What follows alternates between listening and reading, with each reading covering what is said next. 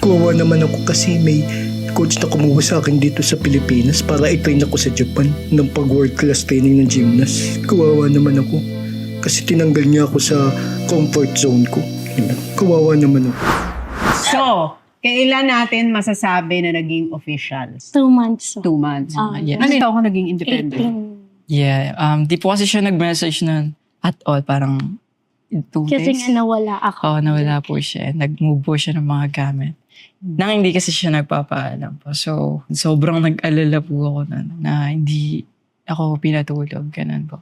Ba't ka naman naging independent nung nag-move out? Family problems din po sa Meron ka din. Yeah, nauna po ako.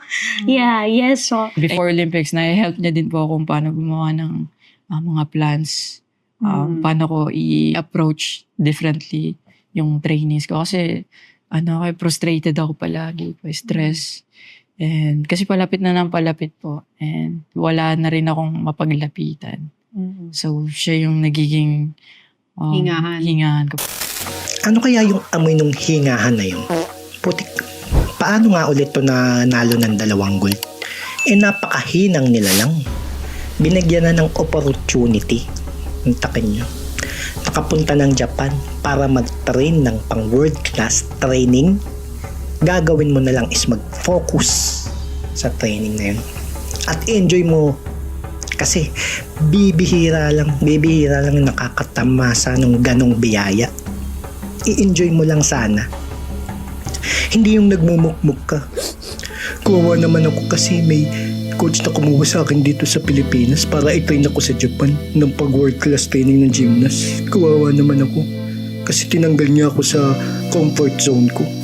Kawawa naman ako. Diba? Ang daming aspiring gymnast dyan sa Pilipinas na hindi nabigyan ng ganyang opportunity. Tapos ikaw, puro kaimuhan, puro kasadboyan, kailangan pang iligtas ng isang babae na ang dami ring baggage, ang dami ring dinadala. Ito ulit para sa mga kalalakihan.